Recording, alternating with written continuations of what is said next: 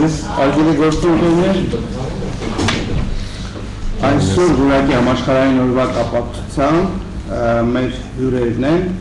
Հայաստանի Դպրոցների Հանրապետական միության նախագահ պարոն Գագիկ Մակարյանը, Արտաշես ՍՊ-ի տեխնոլոգ Նելի Սմբատյանը, Գիտետուն ՍՊ ծննդի անվտանգության խմբի ղեկավար Նարինե Բաղդասարյանը և նոր ֆիրմայի տնօրեն Դավիթ Սարգսյանը, հարգելի հյուրեր, աստուեն որակի օրը մեզ համար որոշակի առիթ է դարձել, որպեսզի մենք խոսենք հանրապետությունը ընդհանրապես ծառայությունների և ապրանքների որակի ներկայիս վիճակի մասին, այն չափորոշիչների մասին, որը որ փաստորեն պահպանվում են արտադրողների կողմից կամ պահանջվում են պետության կողմից և խոսենք նաև մի քիչ այն մասին, թե ինչպես կարելի է այդ որակը բարձրացնել ավելի։ Պարոն Մակարյան, երևի ձեզնից խնդրենք միակ ներկայացնենք իրավիճակը և հետո կանցնենք մեր հյուրերին։ Համեցնենք։ Շնորհակալություն։ Ես ուզում եմ որակի ընդհանրապես հասկացողության վրա մի քիչ ընդհանրական կանգ առնել, հետո պարոն Սարգսյանը մի քիչ ավելի խորը կխոսի որոշակի ստանդարտների, որակի հետ կապված որակի կամ եվրոպական միջազգային կազմակերպության գործառույթների մասին, Հայաստանի մասով ինչ կարելի անել եւ մեր գործընկերները արդեն գետնատոմ ընկերությունը, որը միջազգային որակի սերտիֆիկատով ուժտված կազմակերպություն է եւ ունեն այստեղ իրենց սերտիֆիկատների նաեւ նմուշները ձեզ կարող են ցույց տալ։ Արտաշես ՍՊ-ն վերջերս միջազգային սերտիֆիկացման ենթարկվեց եւ իրենց սերտիֆիկատները շուտով կլինեն Ելին մի փոքր այդ մասին, երևի խոսի ինչպես են կանգ առնում որակի հարցերի վրա, բայց ես ուզում եմ հետևյալը ասել, որ մեր հանրապետությունում որակը իմ կարծիքով դեռևս համակարգված ձևով չի ուրեմն բարելավվում եւ որակի նկատմամբ եւ պետական եւ ոչ պետական կառույցների ուշադրությունը համակարգված չեն։ Ինչ է դա նշանակում։ Ես ուզում եմ հետևյալը ձեզ ասել, որ որակի գաղափարախոսությունը պարունակում է էական կարևոր տնտեսական մոդելների կիրառում, որը որ պետք է թույլ տա ստանալ այն որակը, որի մասին մենք ակնկալում ենք։ Առաջի խնդիրը, որ մենք ունենք, հիմա ես ձեզ կբացատրեմ, կարող է դուք ուշադրություն դարձրել եք, բայց ամենամեծ խնդիրը, որ մենք որակի հարցում չենք կարողանում մեր ուզած որակին հասնել, դա կրկին անգամ անհավասար մրցակցությունն է տնտեսության մեջ։ Ինչ է դա առաջացնում։ Ձեռնարկությունները անհավասար մրցակցության պայմաններում ունեն երկու ճանապարհ, իրենց մրցունակությունը պահելու կամ որոշակի եկամուտ վաստակելու տեսանկյունից։ Առաջինը, որ իրենք կարող է գործեն ստվերային եւ փորձեն քանակների ուրեմն կամ աշխատուժի ոչ ֆորմալ մասով ապահովել իրենց մրցունակությունը, երկրորդը որակի հաշվին, այսինքն թերակշռելով, ավելի անորակ նյութեր օգտագործելով կամ որոշակի նորմատիվներից շեղվելով փորձել որակի մեջ գտնել իրենց մրցունակությունը։ Եվ տեսեք, օրինակ հասարակ խնդիր, հիմա դուք տեսնում եք, որ ընդհանրենք թե էներգակիրները թանկացան, հացը թանկանում է կամ պիտի հացը ավելի շատ թանկանա, բայց քանի որ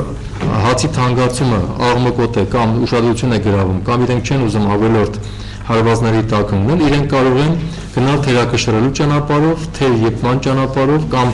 ավելի ցածրորակ հումքի օգտագործման ճանապարհով։ Այսինքն որակի մեջ գտնել իրենց եկամուտների լրացուցիչ հնարավորությունները, որով կարող են իրենց մրցունակությունը քիչ թե շատ ապահովել։ Կամ շինարարություններում խոսում ենք ատկատների մասին, այդ ատկատը գումար է, որը որ նախատեսված էր համապատասխան որակով շինարարության համար։ Եթե նա ատկատի ճանապարհով գումար է դուրս տալիս, ուրեմն այդ գումարի կոմպենսացիան պետք է լինի ավելի անորակ հումքի օգտագործումը, ավելի ցածրորակ աշխատուժի օգտագործումը կամ տեխնոլոգիաների շեղումը։ Այսինքն մենք տեսնում ենք, որ անհավասար մրցակցությունը անմիջապես կապ ունի որակի հետ։ Սա շատ կարևոր սկզբունք է, որ մենք պետք է հասկանանք։ Այսինքն միայն ստանդարտներ, միայն մրցանակաբաշխություններ կամ որակի տվյալ արտադրանքի նկատմամբ պարամետրերի միայն սահմանելը բավարար չեն, որ մենք վստահ լինենք, որ այդ որակը ապահովենք։ Սա շատ գլոբալ խնդիր է եւ անհավասար մրցակցությունը մեր ամենակարևոր թշնամիներից մեկն է, որի մեջ դեմ մենք պետք է փորձենք պայքարել եւ հետեւաբար պետության ուրեմն ստուգումները, որ դուք օրինակ նկատեցիք սննդի անվտանգության կամ մրցակցային հանձնաժողովի կողմից դրանք բավարար էֆեկտներ չեն առաջացնում։ Հիշենք պայմանագործների պատմությունը 1 տարի առաջ էր մոտավորապես չէ կամ ավելի քիչ 2000 ծավել պաներ արտադրող ունենք Հայաստանում 20 պանրագործի տուգանեցինք, ասացինք, որ պաների գները կամ պաների որակը եւ այլն, բայց իրականում լավ որակյալ պաները իրոք պետք է ստացվի այնպես, որ նա արժանա մոտ 3000 դրամ, բայց աղմուկ եղավ, որ պաները թանկ է, որոշ դեպքեր իհարկե կոկոսի յուղ էին օգտագործել եւ այլն, դրա հետ կապված նաեւ իհարկե կային վրիպումներ, բայց եթե մենք խոսում ենք որակական արտադրանքի մասին, ուրեմն մենք պետք է գինը եւ որակը ճիշտ իր հետ ներդաշնակեցնենք։ Մեզ մոտ որակ եւ գին հասկացողությունը նույնպես իրարից հեռացած են։ Նույնն էլի անհավասար մրցակցության կամ որոշակի աղմկոտ իրավիճակներից ելնելով։ Պանրագործները խուսափեցին պաները թանկացան, գինը իժանացրեցին, բայց դա չի նշանակում, որ իրանք որակյալ պաներին շարունակում արտադրել։ Ես վստահ եմ, որ այդ խնդիրը մենք ունենք։ Հետևաբար պետք է միշտ օպտիմալ նայել որակ եւ գին հասկացողությունը եւ միշտ պետք է օպտիմալ նայել, թե ինչպես է այդ որակը ստացվում։ Հիմա գանք այս իրավիճակում թե մեր պետությունը ինչպեսի քաղաքականություն պետք է տանի որակի, ասենք, համաշխարհային նայվորվա հետ կապված եւ որակի հասկացողության առումով։ Հայաստանը լինելով աշխարհագրական տեսանկյունից ավելի հեռացած եւ ավելի խրթին դիրքադրման մեջ, նա պետք է իր մրցունակությունը ստեղծի, ինչպես մենք ասում ենք, հավելյալ արժեքների միջոցով։ Հավելյալ արժեքների ստեղծման մի ուղին հանդիսանում է նոր որակով շուկաներում հանդես գալը, այսինքն էկոպրոդուկտների կամ գերազանց պարամետրերով օժտված արտադրանքների փոքր ծավալի մեջ ավելի մեծ արժեք տեղադրելու ճանապարհով եւ այլն եւ այլն։ Այսինքն եթե մենք խոսում ենք ծառայությունների մասին, ուրեմն նույն ձևով ասում տուրիզմի կամ այլ ոլորտում համապատասխան ծառայությունների որակով։ Դրանք պետք է լինեն ավտոտրանսպորտային, հյուրանոցային, սննդի, տաքսի ծառայությունների, մարդկանց բարենպետության եւ բոլոր այդ պարամետրերը միասին վերցած։ Այսինքն մենք տեսեք ինչքան անալիքներ ունենք։ Թվում է թե մենք որակին անհրաժեշտ ուշադրություն ենք դարձնում, բայց դա բավարար չի, որովհետեւ մեր ազգային ինստիտուտը որոշակի ստանդարտներ է թողարկում, մենք եվրոպական ստանդարտների ներդաշնակեցում ենք կատարում, թարգմանելով կամ առանց թարգմանելու հրատարակելով, մենք իրականացնում ենք նույնպես Հայաստանում որոշակի որակին նվիրված մրցանակաբաշխություններ, որի մասին պարոն Սարգսյանը խոսի, բայց միևնույն է որակը մնում է մեր մոտ ցածր։ Երրորդ կարևոր բաղադրիչը, որ ես կուզեի ընդգծել որակին հասնելու համար, դա սպառողն է։ Մեր սպառողը կրթվելու արտադրանքի որակը ճիշտ հասկանալու, արտադրանքի չափորոշիչները կարդալու, գնահատելու անհրաժեշտություն ունի։ Պիտակների վրա կարդում է, չի կարդում, ժամկետներից սկսած, պարամետրերի եւ այլն։ Արդյոք ուշադրություն դարձնում է սերտիֆիկատներով օժտված արտադրանքին, թե իրեն համար միայն գինն է այդ պահին, քանի որ աղքատության կամ սպառման խնդիրներ ունեն։ Այսինքն տեսեք, որ նաեւ այս տեսանկյունից սպառողը էական դերակատարում ունի ուղղորդելու արտադրողին կամ ծառայություն մատուցողը։ Մի բան, որ մեզ մոտ էլի բավականին թերի է։ Չորրորդ բլոկը, որի վրա պետք է կանգ առնել, դա այն է, որ կարծում եմ մեր կառավարությունը պետք է որակի ռազմավարության վերաբերյալ հատուկ ծրագիր ընդունի։ Բավարար չի այն, որ մենք ունենք որակի խորհուրդ, ունենք ինչ-որ ազգային ինստիտուտներ կամ ունենք այլ ինստիտուտներ այդ ոլորտին հարող, ունենք էկոնոմիկայի նախարարությունը, որը որակին ուշադրություն դարձնում, ունենք գյուղատնտեսության նախարարությունը, տեսչական մարմինը, դրանք բավարար չեն։ Մենք չունենք որակի ռազմավարությունը մեր երկրում։ Որակի ռազմավարությունը պետք է սկսվի անհավասար մրցակցությունը կոտրելով, տանելով այն մնացած խնդիրներին, որի մասին ես ասում եի։ Եվ սպառողին կրթելու ճանապարհը եւ արտադրողին կրթելու ճանապարհը նաեւ կրթությունն է, նաեւ իրազեկումն է, համապատասխան քննարկումները, սեմինարներն են, նյութերի հրատարակումն է։ Այսինքն գլոբալ առումով որակի ռազմավարության մեջ պետք է մտնել այսպիսի կարևոր մասեր։ Հակառակ դեպքում մենք երբեք մեր ուզած որակը չենք ստանա, որտեղ միշտ կնեն որակը շրջանցողներ, միշտ կնեն անհավասար մրցակցությունից օգտվողներ եւ սպառողներ կիրթ չլինելով միշտ կարող է օգտագործել ցանկացած տիպի արտադրանք։ Անհրաժեշտ որակի հասկացողությունը շատ հետաքրքիր է, միջազգային չափանիշներով ասում են որակը դա ապրանքի պարամետրերային համախումբն է, որը ընդունում է սպառողը։ Այսինքն ցանկացած արտադրանքի համար կա սպառող, կախված նրա գնից եւ պարամետրերից։ Մեկը ավելի գերազանց արտադրանքների է ձգտում, ավելի գեղեցիկ դիզայնով, ավելի շքեղ, մյուսը այլ բաների է ձգտում եւ այլն։ Բայց այս ճանապարհին շատ կարեւոր է, որ մենք այս հասկացողությունը կայլասերմա։ Մենք պետք է հասկանանք, որ այս հասկացողությունը շատ կարևոր փիլիսոփայություն է, որը իրեն արդարացրել է միջազգային շուկաներում եւ երկրներում, հետեւաբար մենք էլ պետք է այդ գաղափարախոսությունը կարողանանք ապահովել։ Սա ընդհանուր կարգով, ես ժամանակը շատ չեմ ուզում խլել, պարոն Սարգսյանը տեսեք ինչքան ստանդարտներ նյութեր են ելնելով, շատ կարճ է որոշել, պարոն Սարգսյանին, որը եւ նոր ընկերությունը ներկայացնում եւ մեր միության փորձագետն է այս բնագավառում եւ պարոն Սարգսյանից հետո մենք կլսենք մեր գործընկերներին, համեցեք։ Շնորհակալություն։ Ուրեմն հարգելի գործընկերներ, ես նույնպես բոլորին շնորհավորում եմ համաշխարհային այդ որակի օրվա կապակցությամբ։ Այսօրվանից նաև սկսում է որակի շաբաթը Եվրոպայում, իրենք կարողացել են արդեն քանի տարի է դա ոչ միայն օրով նշել, այլև շաբաթ են անում, որի շրջանակներում, եթե մի փոքր առաջ անցնեմ, մինչև 1000 միջոցառում է կազմակերպվում եւ անցյալ տարի մասնակցել են 1.200.000 մարդ։ Պատկերացրեք, մեկ շաբաթվա ընթացքում այդ միջոցառումները մասնակցել են 1.200.000, շնորհվել են մրցանակներ, շատ լուրջ ուշադրություն է։ Այսօր արտադրելը դա արդեն խնդիր չէ։ Մենք ունենք Չինաստանի օրինակը, որ ինչ քանակություններով արտադրանքը կարող է, այսօր որակյալ արտադրանքի խնդիրը երկու կարճ անդրադառնում որակի եվրոպական կազմակերպության վրա, դա անգլերեն հնչում է European Organization for Quality, Quality։ Նախաձեռնությամբ, որ ուղղակի այդ միջազգային կառույցի 1989 թվականին ՄԱԿ-ի հովանու ներքո ստեղծվեց այս կառույցը։ 6 տարի անց 1995 թվականից նշվեց նաև կոնկրետ օր նոյեմբեր ամսվա երկրորդ հինգշաբթի օրը տոնել դա։ Շատ հետաքրքիր է, որ մի փոքր առաջ անցնելով անցյալ ամսի 14-ին մենք նշեցինք նաև ստանդարտիզացման օրը, որը իրականորեն կապված է որակի հետ, ստանդարտիզացման օրը այնտեղ կոնկրետ արդեն այնտեղ շաբաթվա չի գնում, այնտեղ ամեն տարվա հոկտեմբերի 14-ին ինձ թվում է մեզ նորանտապան հնարավորություն կընձեռեն այս տարի նաև հոկտեմբերի 14-ին հանդիպել, որտեղ ստանդարտիզացումը եւ որակը իրականորեն կապված են իրար հետ։ Նստավարը Բրյուսելում է, Բելգիայում է, ունի մեծ խորհուրդ, որտեղ ընդգրկված են մասնակից 34 երկրներից մեկական ներկայացուցիչներ, տարեկան մեկ կոնգրես, որը հավաքվում է, որը ընդունվում է։ Գերխնդիրը, կազմակերպության գերխնդիրն է որակյալ եւ մրցակցային ապրանք արտադրել Եվրոպայում։ Եվրոպական արտադրության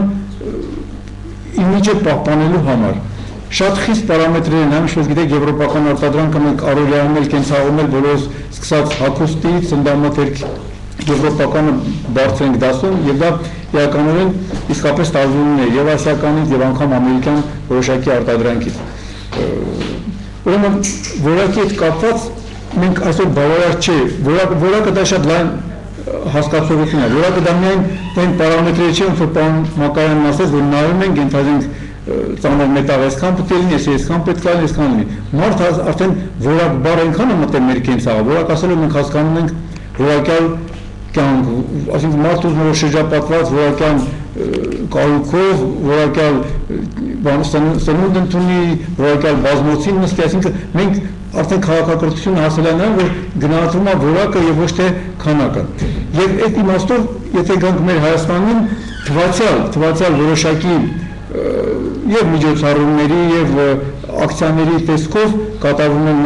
մրցանաբաշխություններ, բայց ցավոք վերջի 5-6 տարում դա նույնիսկ գովազդվում է, որ նույն ձեռնարկությունը միշտ գրավում է, թե այս ջուրն է միշտ ամենալավը, այս չեմա միշտ լավը, սամասամթերքն է, բանն է։ Դա կամ մրցակցային պայմանների խախտում է, կամ չգիտեմ որոշակի ես չեմ ուզում ավելի վատ բան ասեմ, բայց այն որ շուկայում 5 տարի մի գործարան ձեռնարկություն կարող է նույնատիպ բանի համար առաջին տեղ գրավի, դա արդեն ամենավատագույնը խորելու առիթ է տալիս, նշանակում է մրցակցային դաշտ չի ձևավորված։ Ես ուզում եմ հիշել կոմունիստական շրջանի վերջին տարիներ, երբ որ սովետական շրջանում նույնպես որակի դա համարաուշադրություն չէր դարձվում, բայց արդեն հասնելով որոշակի մակարդակ, որ արդեն փլուզման եզրին 80-ական թվականների վերջին սովետականությունը մտավ կոչվում էր գոսպրեմկը, գосударственное приемки качества, պետ ընդունում, երբ որ հատուկ մարմին ստեղծեց, որտեղ որակը կառավարվում է։ Իմ կարծիքով այսօր ձեռնարկությունները բավարար մրցակցային դաշտ ձևավորելու համար պետք է իրենց արտադրանքի եւ սերտիֆիկացման եւ որակի բարելավման մասին մտածել։ Այսօր Հայաստանի ազգային ինստիտուտը ստանդարտների որոշակի աշխատանք է։ Այսինքն, ինչպես պարոն Մակարյանը նկատեց, դեպի որոշակի, օրինակ ամեն տարի Հայաստանի Հանրապետության ստանդարտների կատալոգ արվում։ Այսօր մենք գիտենք, որ կա եւ տեղական ազգային ստանդարտներ, ինչպես մեր հայկական ՀՍՏ-ներն են, կա ռուսական GOST-երը, կա GOST-երը, որը մեջ պետականն են, բայց դրա կողքին նաև միջազգային ISO համակարգն է, որը ISO ստանդարտների համակարգն է, որը իր կառավարման բլոկով եւ մնացած բլոկներով այսօր մենք նույնիսկ շատ վատ տեղեկացված ենք։ Եթե ինչ-որ որոշակի գիտենք ISO 9000 կառավարման համակարգերի մասին, որոշակի ձեռնարկություններ լսել են 22000 սննդի անվտանգության կառավարման, բայց մենք այսօր չգիտենք, որ Հայաստանում արդեն մի քանի ձեռնարկություններում տեղեկատվության անվտանգության ISO-ն է արդեն գործում 27000-ը, որ այսօր մեր Վիվասելը ունի կոչում է կորպորատիվ սոցիալական, դա կոչում է սոցիալական պատասխանատվության ISO 2600-ը, որը այսօր արդեն բանը ներդրել է Վիվասելը։ ISO 22600-ը դա բիզնեսի հանդեպ վստահության աճի մարտականների շղթայում կանոն գրումների համակարգի ապահովումն է։ Ես ուզում եմ ասել, որ փորձում եմ կարճ լինել, ասում, որ մենք հետաքրքիր ծրագիր ենք մտածել եւ մեզ այդ հարցում օժանդակեց Հայաստանի գործատների միությունը, հանդինես պարոն Մակարյանի, մենք մեծ դժվարությամբ ձեռք ենք բերել բրենդային ISO GTM կայքը, իսկ դա ISO org-ը դա համաշխարհային կայք է, որը բան է անում եւ իր բլոկով շատ եւ թանկարժեք եւ շատ տարօրինակ։ Մենք ձեռք ենք բերել ISO GTM կայքը, ձեռք ենք բերել Quality որակ GTM կայքը, ունենք նաեւ Food Certificate կայքը եւ մենք մտածում ենք այդտեղ ոչ միայն համակարգենք այդ բաները եւ ունենք նաեւ որոշակի անուններ, որոնք արդեն ավելի նեղ, օրինակ Ջևելերի ոսկերչության շրջանում ունենք կոնյակ EM-ը, որը նույնպես մտածում ենք, ունենք վայնը խաղողի հետ բանի հետ կապված է, եւ ելի նմանատիպ բաներ է, այդ հարցում ես շատ ուրախ եմ, որ պատիվ ունեմ համագործակցելու Հայաստանի գործատների հանրապետական միության հետ, որտեղ այդ ծրագրերը նմանատիպ կայքերը ճանաչողության իմաստով ամենա եւ էժան, եթե կարելի ասել, եւ ավելի մատչելի ձևն են այսօր եւ ավելի հասանելի են։ Պարոն Սարգսյան, ուղղակի ես կուզենայեմ ենք հնարավորություն տանք լրագրողներին, որովհետեւ հարցերը շատ են։ Ես ունեմ երկու խոսք ստանդարտների համասան, երևի մոտավորապես ասացի, որ կա նաեւ ստանդարտներ։ Իրավունքն ասել մեր երկու Ես երկու խոսքով ասացի, որ կիրառումը մեր մոտ միայն նա է, որ անում ենք շոուներ, չգիտես ինչ ձևի անցկացրած մրցանաբերությունների արդյունքում շնորհվում են մրցանակներ։ Ես այստեղ նստած եմ գոնե մի քանի տասնյակ մարդ, ինչ-որ մեկը, որը ես ամեն տարի որ անցկացվել է, գոնե մի անգամ տեսել է հարցաթերթիկ, ինքը մասնակցել է հանրային վստահություն կոչվող։ Ես ոչ մեկին չեմ ուզում եւ ընդհանրապես մտադիր չեմ, որ այդ հարցից բխել։ Հանրային վստահություն ներշնչող խորհուրդը որոշում է ամեն տարի նույն ձեռնարկություններին մրցանակ։ Ես շատ կուզեի, որ դա շատ թափանցիկ արվեր, որ ամեն մեկս եւ դեգուստացիոն հնարավորություն, եվրոպական այս կառույցը ինքանունը դեգուստացիոն տարբերակներ կա, որտեղ բաց մանիկ մարդիկ մտնում են, այն կազմակերպությունները, որոնք մասնակցում են դրված այնտեղ, իրանք դեգուստացիա են անում, հնարավորություն է շփվել գործարանից, ու այդ ֆորումների ժամանակ կատարում է, իրանք ունեն ճամբարներ անգամ, որտեղ ճամբարների ուսուցման process անցկացում ամառը միլիոններ է ծախսում, ասում, եթե շաբաթվա ընթացքում անցյալ տարվա թիվը եղել է 1.200.000 Եթե գիտեք, այդ ինչ հսկա թիվ է, 10 մի շաբաթվա համար նույնիսկ, որ ինչ բաներ արում։ Այսօր որակին իմ կարծիքով այդ ուշադրությունը չի դարձում ինչ որ պետք է։ Մատների վրա կարելի հաշվել են ձեռնարկությունները, որոնք բան են անում, ուզում են իրենց մոտ ներդրեն այդ համակարգերը, աշխատեն որակով, մաքսիմում որ անում են, իրանք միայն այդ համապատասխանության սերտիֆիկատն են հանում, են միայն նրա համար, որ հանկարծակի ինչ-որ պրոբլեմներ չունեն։ Արդյոք չի կարելի այսպիսի մոտեցում, այդպիսի դրույթ ասել, որ Հայաստանի Հանրապետությունում որակի ձգտող ձեռնարկությունները սովորաբար մրցակցային դաշտում տուժում։ Գիտեք ինչ, որոշակի վերապահումով համաձայնվելով ձեր հետ, բայց ասեմ, ստանդարտիզացիա եւ հենց մեր անցած 14 տոնը ստանդարտացիայի հենց գաղափարներից մեկը դա մրցունակ ապրանք ունենալն է եւ արտահանման եւ ներմուծման ժամանակ խնդիրներ չունենալն է, որտեղ եթե դու չունես այդ համապատասխան համակարգերը նաեւ ուժելով որոշակի ծախսեր անելով իրան տահման եւ արտահանման համար դուք ձեր ասած այդ խոչընդոտների հարցն եմ ասում, ուղղակի ձեր հարցը online-ելու ասեմ, որ որակյալ ապրանք ունենալը այդ արտահանման ամենը մի փոքրիկ կոմպոնենտ։ Ճիշտ հարց է, բանալի, ես դրա համար եմ ասում, որոշակի համաձայնվելով մրցակցությունը այդ խնդիրը առաջացնում է, որովհետեւ եթե որակյալ արտադրանք է թողարկում, բնականաբար իր շահույթը ավելի քիչ կարող է լինել, որովհետև մրցակցությունը պայմանավորված գինը կարող է նույնը թողնել, ինչ որ մյուսներն են, ասենք թե սահմանել, որպեսզի հավասար մրցակցության մեջ լինի, բայց քանի որ որակը բարձր է, հետեւաբար իր վրա ավելի թանկ է նստում, որպես որակյալ արտադրանք, բայց շահույթը քիչ է ստացվում։ Դրա համար եմ ասում, հավասար մրցակցությունը շատ կարևոր է այստեղ։ Բայց շատ կարևոր է նաև, որ պարոն Սարգսյանը ասում է, արտահանման տեսանկյունից նայել, որտեղ Հայաստանի շուկան շատ փոքր է եւ եթե նույնիսկ մենք իդեալական մոդելով քննարկենք հարցը, համարենք որ մեր երկրում կա հավասար մրցակցություն,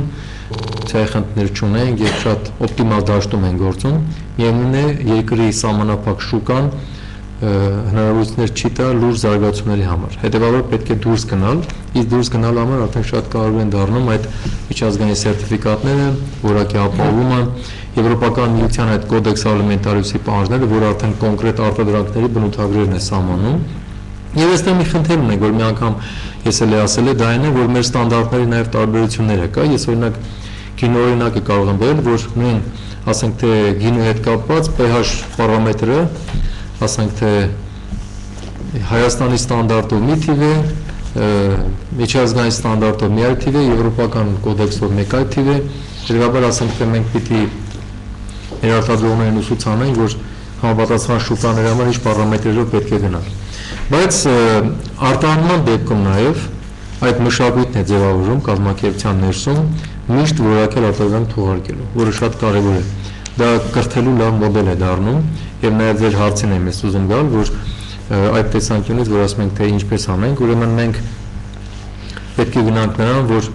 օրինակ այս միջազգային ISO ստանդարտները դրանք համակարգեր են, որտեղ գործընթացները, պրոցեդուրաները կազմակերպության ներսում մեր գործընկերները արդեն կոնկրետ ընկերություններ կներկայացնեն ծայրից ծայր բոլոր գործառույթները կանոնակարգվում են միջազգային ստանդարտի պահանջների ներքո։ Եվ դրանք բացառում են որևէ մի օղակում, ասենք թերացումները։ Այդ ստանդարտների ճիշտ կիրառությունը կարևոր է։ Եվ այստեղ նաև կարևոր է, որ այս ոլորտում պետական համապատասխան մարմինը նույնպես անհավասար մրցակցություն չծավալի եւ ինքը նույնպես այդ համակարգերով եթե զբաղվում է, դա լինել օպտիմալ, որովհետեւ մենք գիտենք նաեւ, որ հաճախ հենց այդպիսի մարմինների կողմից են լինում խախտումներ։ Շատ լավ ամեցեք։ Ես երկու հարց ունեմ, բանալից Խոսել եմ, ես չասում որ էլի ասեմ, մի հոգի ադած խոսում, ես ինչ չեմ լսում։ Սա գնալու դուրը հասնում Վայրը բادرացան լսեն, Գետնատոմ ընկերությունն է, Վայոզորում գտնվող գինու լավագույն արտադրողներից մեկն է Հայաստանում։ Քաղաք Եղեգնաձոր Գետնատոմ գինու գործարան, Նարինե Բաղդասարյանն է։ Ներկայացնում եմ Գետնատոմ գինու գործարանը։ Դեռ հիմնադրման օրվանից մինչև այսօր մեր գործարանը կատարելագործում է որակը, մենք զբաղվում ենք սննդի անվտանգության եւ հիգիենայի կանոնների պահպանմամբ։ Մեր քաղաքականությունն է եղել հիմնադրման օրվանից մինչև այսօր արտադրել միայն որակյալ գինի, առանց հավելումների, առանց կոնսերվանտների, միայն բնական գինի։ Մենք սպառողին ներկայացնում ենք մի շարք գինիների, կարմիր եւ սպիտակ գինիների ցանկ, որոնք ընդհանրապես չեն պարունակում կոնսերվանտներ, նիտրատներ, միայն բնական են։ Եվ արտադրում հիմնականում մեր մարզի վերամշակում ենք մեր մարզի խաղողը արենի գինի սորտից ենք պատրաստում եւ ոսկեհաց, սպիտակ ոսկեհաց սորտի խաղողից ենք պատրաստում։ Եվ արտահանում ենք։ Այո, արտահանում ենք։ Մեր քաղաքականությունը հիմք ծառայեց ներդնել մեր գործարանում երկու միջազգային սերտիֆիկատ ստանդարտներ ISO 22000-ը, սննդի անվտանգության համակարգը եւ ISO 9001-ը, որակի անվտանգության համակարգ, որը իհարկե մեծ վստահություն ձեռք բերեցինք եւ մեր սպառողների կողմից եւ մեր գործընկերների մոտ մեծ վստահություն ձեռք բերեցինք։ Արտահանում ենք Եվրոպա եւ Ամերիկա։ Երբ այս տարի 2013 թվականին Ամերիկայի մեր գործընկերը առանց մեզ տեղյակ պահելու ներկայացրեց մեր գինիները համտեսմրցույթի, Չիկագոյի համտեսմրցույթի եւ 4 տեսակի գինի մենք ստացանք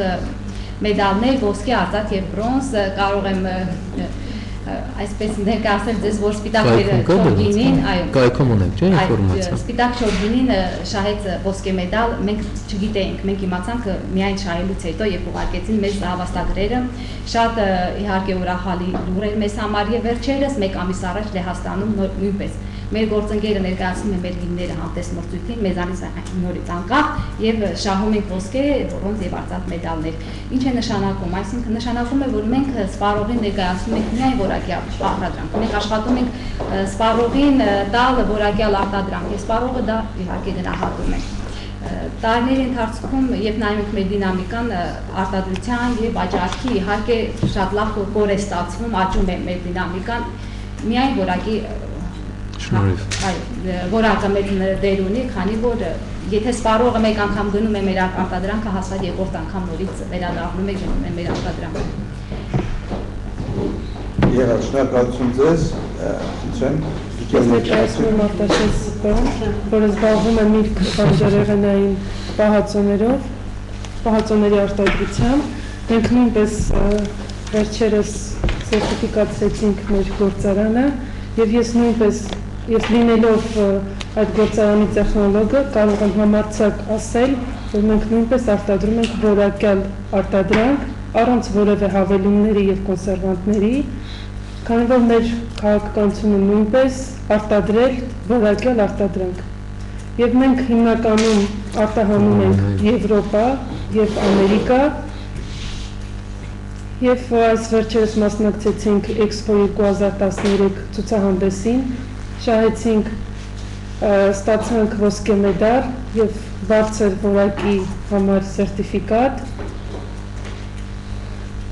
Այսքանը կարող եմ ասել, որ մենք շատ որակյալ ենք արտադրում, մանավանդ բնական հյութերը, բոլորը բայց ինչ-որ այս մեր երկու ոչ մեկը չի վստահում, ոչ այդ ասածներին, ոչ այդ արտադրանքում,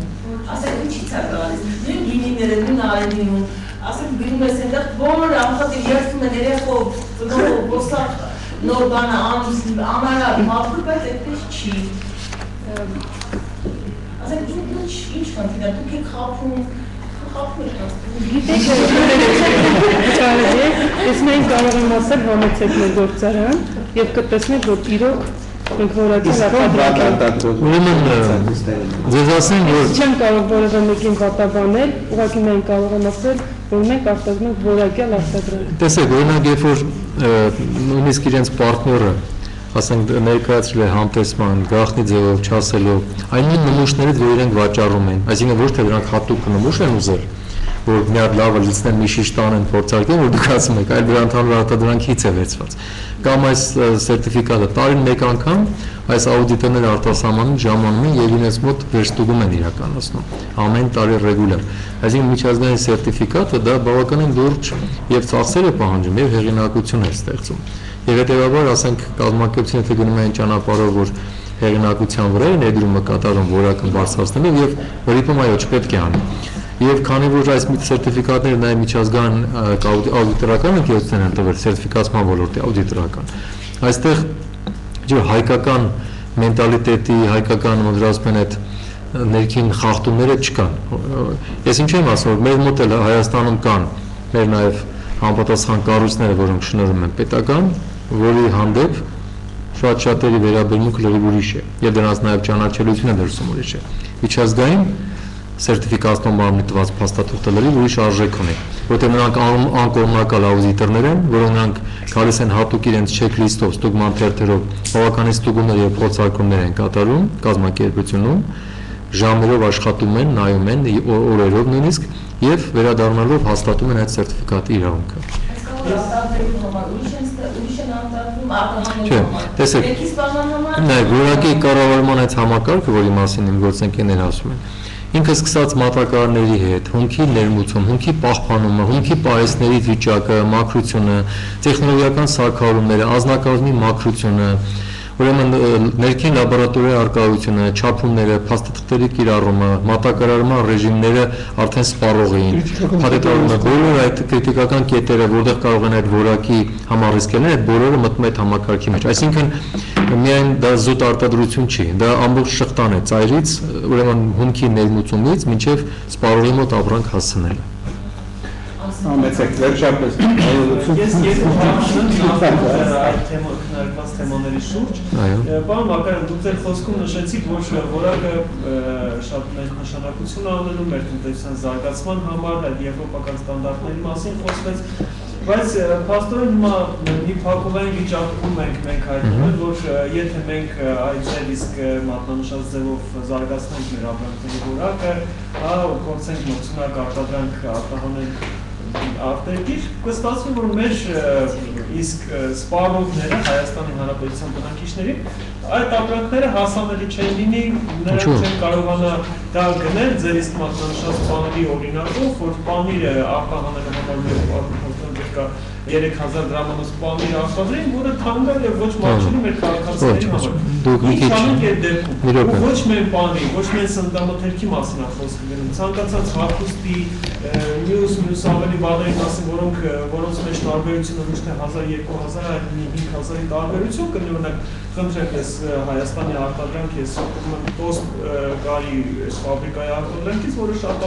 անհավանած թանկ է, 5000 դրամ արժի մեկ շապիկա, այն դեպքում երբ չինական արժի 1000 դրամ, ոնց ենք մենք անելու, որ ասենք մեր սպառողին դա հասանելի է։ Որտեղ հակառակ դեպքում մեր արտադրանքը Ուրեմն դուք ուշադրություն դարձրեք, ես կրկնում եմ իմ բառերի վրա, որ որակ եւ գին հասկացողությունները պետք է իրար հետ ներդաշնակ լինեն։ Ուրեմն եթե կա անհավասար մրցակցություն, որի պատճառով նա կարող է որակյալ արտադրանքի էժան վաճառի, որ մրցակցի, ասենք նույն կաթը, նույն պանիրը, կամ եթե իր պանիրը 3000 դրամով վաճառի, շատերը չեն գնի, որտեղ ժողովուրդը աղքատ է կամ գնողունակության, քանակության խնդիր կա, ուրեմն դրանք խանգարում են։ Ուրեմն այս ֆակտորները պետք է հաշվի առնել։ Հիմա որակյալ պանիրը, այո, այսօրվա 150 դրամանոց կաթի պայմաններում, եթե չենք ուզում օգտագործենք կոկոսի յուղ կամ այլ բաներ խառնենք, ուրեմն նա մոտավորապես պետք է արժանա 3000 դրամին մոտիկ գին։ Դա իրական նրա գինն է, որը ստացվում է։ Եվ չպետք է արտադրողին այս հարցում մեղադրել, որտեղ արտադրողը ասում է, ուզում եք ինձանից որակյալ արտադրանք, ուզում եք որ մեր սպառողին չթունավորենք կամ մեր սպառողը գոլորենք, սա է արտադրանքի գինը իրական։ Նույն հացը, եթե 1 կիլոգրամանոց հացը պիտի արժանա 150 դրամ, օրինակի համար, մենք ասում ենք չէ 120 դրամով էլ 1 կիլո վաճառող կա, դուք շուտ տեսնեք որ դա 1 կիլոգրամ չի, ուրեմն որակի հաշվին է, չէ՞ այդ գինը ստեղծում որ մրցունակ լինի։ Հիմա ասեմ, դրա համար եմ ասում, սա շատ համալիր խնդիր է։ Մատչելիությունը միայն գնի մեջ չի։ Մատչելիությունը նաև պետք է հենց դա եմ ասում, տնտեսության մեջ հավասար մրցակցություն եւ տնտեսության զարգացում լինի, մենք պետք է ձևավորենք գնողունակություն ժողովրդի մեջ, այսինքն ժողովրդի աշխատավարձը փոքր բիզնեսի զարգացում, այո, տեսակ ուր եկանք հասանք, աղքատության հաղթարումը, մի րոպե, պիտի լինի, հենց այդ ձևով են երկրները, այդպես պետք է գնանք։ Եթե մեր երկրում գնողունակությունը ցածր է, ժողովուրդը միջոցներ չունի, բնականաբար նա երբեք թանկ ապրանքներ չի վերցնի։ Դուք հիշեք դժվարին տարիներին, որ մենք ասում էինք, մենք գոհ ենք, որ պարսկական ապրանքները Հայաստանում լիքն էին, դրանք անորակ էին, եւ դուք գիտեք, օրինակ որ ժամանակվա պարսկական տոմատը վաճառում է շատ էժան, բայց այդ տոմատի մեջ 40% անգամ տոմատ չէր, մնացածը այլ բաներ էին խառնված, բայց քանի որ դա էժան է եւ էժան ապրանքներ, բայց դրանք թեկուզ անորակ էին, այդ ժամանակաշրջանում ժողովուրդը փող չուներ, պատերազմող երկիր է եւ այլն, մենք այդ իրավիճակում ընտրացում ենք յոլա գնացինք, կարողացանք մեր գլուխը պահել։ Հիմա մեկը մեկի հետ չպիտի կապել։ Մեր պետությունը պետք է որակի քաղաքականությունը դնի եւ տանի առաջ եւ դրա ճանապարհին խանգարող հանգամանքները լուծի։ Այդ թվում նաև անհավասար մրցակցության խնդիրը։ Պետք է տեխնոլոգիաների մոդեռնիզացիա գնա, արտադրողականություն պիտի բարձրանա, որովհետեւ եթե մեր այսօրվա մեր աշխատուժը, տեսեք մեր այսօրվա աշխատուժը ամենաբարձր վիրաբտկան, այսինքն արտադրողականությունը IT ոլորտում է մոտավորապես ասում է $40,000 մի աշխատողի համար։ Դրա համար $40,000 եթե նա տալիս արտադրողականություն, ինքը դրա 10%-ի կամ 8%-ի չափ վարձատրվում է։ Բայց մյուս ոլորտներում ամբողջ տարվա կտրվածքը դրանք ընդհանրապես մի քանի $1,000 են, 6,000-ից մինչև $10,000։ Դրա համար ինքը ստանում է $300, գնողունակությունը ցածր է մնում։ Այսինքն մենք պետք է նաև գնանք արտադրողականության բարձրացման, որը ֆինանսավորման, վարկավորման, հավասար մրցակցության պայմանների շնորհիվ տեղի ունենա։ Ու եւս մեկ հարց, խնդիրը բարդ է, բայց դա է ճանապարհը։ Եվրոպական չափանիշների վերաբերյալ, Այո։ բայց մենք բոլորս էլ համատարած տեսնում ենք, որ հակառակ եվրոպական չափանիշներին կա Չինաստան, որը այստեղ շատ սերն այսպես սահանցիկ խոսվեց, որի արտադրանքը եւ ապրանքները քիչ ավելի որակյալ են, բայց նույն Եվրոպայում Եվրամիությունում այսօր համատարած ներկրվում են այդ չինական ապրանքները եւ ամբողջ աշխարհը ոտը չինական այսպես ասած այո, ելի նույն պատճառով, այսինքն ինչ է մեր արտադրանքներից քիչ ավելի քիչ մրցունակ արտադրանք, բայց մատչելի եւ այսպես ասած չինական Իրան հարգող եվրոպացի է, Եվրոպա ասեմ դες Եվրոպա որակով պանիրը կարողանանք ասել Դեմ չեմ, բայց տեսեք Այո, բայց տեսեք Դա նույնն է ոնց ասեմ գլխացավիտեն ամենալավ բուժումը գլուխը կտրելն է Այսինքն մենք չարտադրենք լավ ապրանք, որպեսզի կարողանանք Հիմա տեսեք, երասοδությունը, չէ, մի րոպե, դուք մի բանում եք սխալվում Ուրեմն Չինաստանը մեծ երկիր էր մեծ բնակչությամբ Նաև իր ներքին շուկան շատ հզոր է Հայաստանը ընդամենը ունի 3 միլիոն, ըմեր ֆորմալ թվերով, բայց իրականում այդքան չի 3 միլիոնից երկիրը իրեն չի կարող նման սխալ թույլ տալ, որովհետև դուք կարող եք արտադրել ինչ-որ մի բան ու շարունակեք այդ անվորակ արտադրանքը ձեր ժողովրդին սպառել, բայց չափի մեջ, հիմա եթե հանգած կաթամթեք արտադրողների թիվը ավելանա, պանիր արտադրողների թիվը ավելանա, ո՞ր վրա պիտի սպառի, այդ 3 միլիոնով չի կարող 10 անգամ ավել ուտել, ուրեմն ինքը պետք է դուրս գնա, դուրս գնալ արդեն որակի խնդիր է, հիմա եթե մենք սովորեցնում ենք վատ տրադիցիա, վատ որակով արտադրանք, մենք չենք կարող այդպիսի ակնկալիք ունենալ։ Դրա համար մենք պիտի դրա համար ասեմ, որակի ռազմավարությունը մեր երկրում պետք է դրվի։ Այսինքն, եթե մենք կարող ենք խոսել, որ որոշակի բաներ արտադրում են ներքին շուկայի համար, դրան զուգահեռ մենք պիտի մտածենք արտաքին շուկաների մասին։ Հետո Չինաստանի անունը դուրս է եկել Չինաստանը վատուրակ արտադրեց մի 20 տարի, 25 տարի առաջ, երբ որ նույնիսկ նա չէր գրում, թե որտեղ է արտադրված։ Չինական ապրանքների շուկան ողողում է, բայց ոչ միտեղ չէ գրված made in China։ Բացարձակապես իրենք պատճենանում էին, ոնց ասած կոպի են անում, արտադրում ուղարկում էին։ Էժան։ Հիմա իրենք արդեն բավականին որակները փոխել են, այսօր շատ մեր մոդեռն ձեռնարկությունների տեխնոլոգիական հոսքագծերը չինական են։ Դրանք որակով եւ գնով շատ հարմար են։